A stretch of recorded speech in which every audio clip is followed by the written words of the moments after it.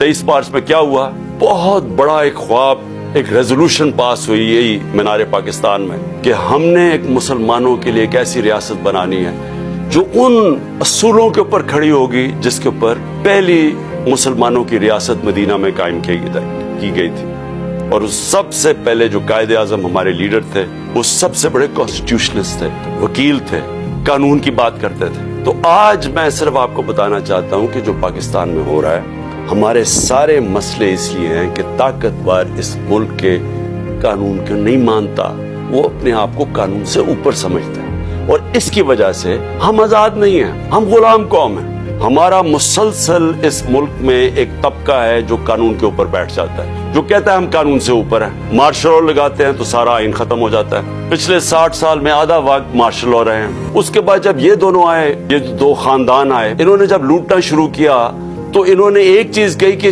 सबको पकड़ लो लेकिन हमें ना पकड़ो, क्योंकि हम कानून के ऊपर हैं। यहाँ आदत पड़ गई है पिछले 60 साल में कि अगर मैं ताकतवर हूं तो मैं कानून के ऊपर हूं, मुझे किसी की जरूरत है पकड़ने की। जो पाकिस्तान में हो रहा है, मैं सिर्फ आपको समझाना चाहता हूं कि जिस मुल्क के अंदर कानून की हुक्मरानी होती है वहां ऐसी चीजें नहीं हो सकती।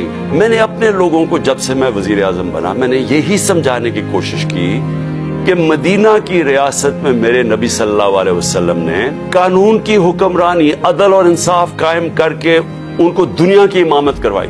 जो बुनियाद रखी थी रियासत की, वो अदल और इंसाफ पे रखी थी। तो ये याद रखें कि जो हकीकी आजादी है, एक तो अंग्रेजों से हमने आजादी ली, अपने होते हुए यहाँ हैं पाकिस्तानी ऊपर, लेकिन हम गुलाम हैं। आजाद कौम वो होती है जिधर कानून की हुक्मरानी होती है, रूल ऑफ लॉ होता है। जिस मुल्क में रूल ऑफ लॉ नहीं है, वहां ताकतवर कमजोर के ऊपर हावी हो जाता है। लेकिन मैं अपनी सारी कौम को भी आज कहना चाहता हूँ कि देखें, अगर आप इस मुल्क को हकीकी तौर पे आजाद करना चाहते हैं तो आप सबको कुर्बानियां देनी पड़ेंगी। कभी भी आजादी कुर्बानियों के बगैर नहीं मिलती।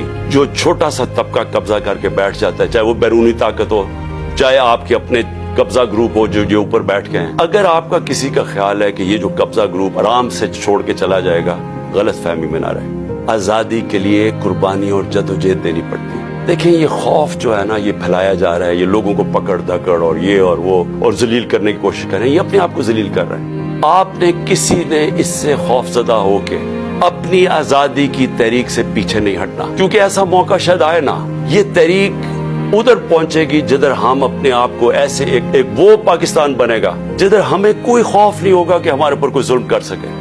कमजोर से कमजोर को पता होगा, ना कचहरी में, ना थाने में, ना किसी पटवार खाने में कोई उसके ऊपर जुल्म नहीं कर सकता, ना कोई नामालूम अफराद आके उसको रात को उठा लेंगे, क्योंकि हम आजाद होंगे, क्योंकि कानून हमें प्रोटेक्शन देगा।